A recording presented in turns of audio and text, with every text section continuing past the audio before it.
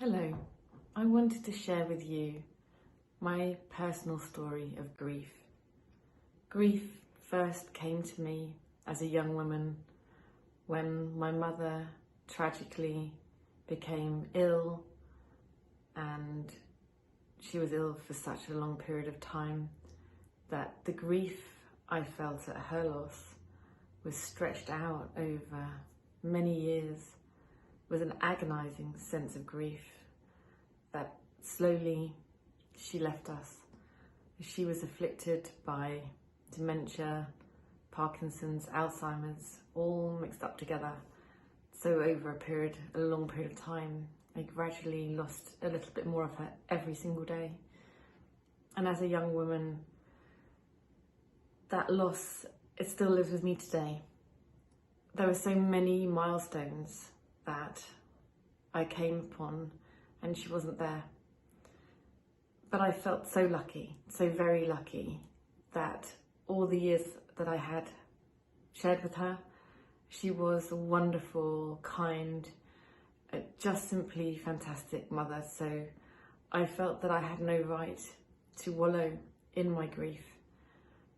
But my grief also got swallowed up in life, and life, working, life as a wife, a business leader and a mother, all of those things where the grief and the loss of her never really had time to air itself.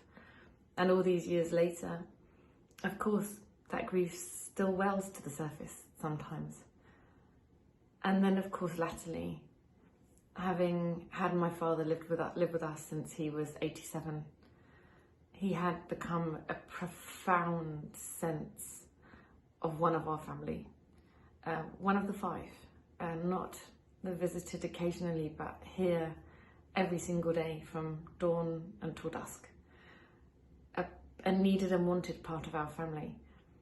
And so when he died, we did recognise, and I genuinely recognised, the feeling of loss that the world would have, and that I very much wanted to show my appreciation and my family's appreciation for the world's loss.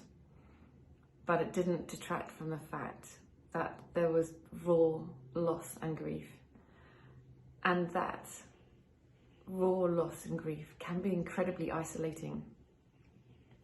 We are not very well equipped to deal with asking people about their loss. Somehow it feels that after the first few days of the empathy and sympathy that we don't know what to say to people.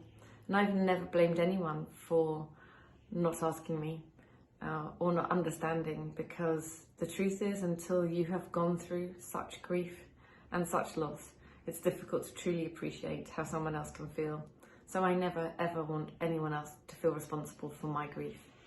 But what I hope to be able to do is talk about it, to talk about loss and grief, and to share our stories and to support each other, and to say very clearly that there should be no embarrassment, no shame, no worry about talking about how we feel, about the sense of profound loss that sometimes it can just come from nowhere. And I'm sure, like me, I can be driving and listening to a song, walking down the street, seeing somebody, and the loss just comes from nowhere, out of nowhere. But we must allow ourselves to feel that way, and to know that that's part of the healing process. At least loss and how we deal with it is very individual, and there is no set way to deal with it.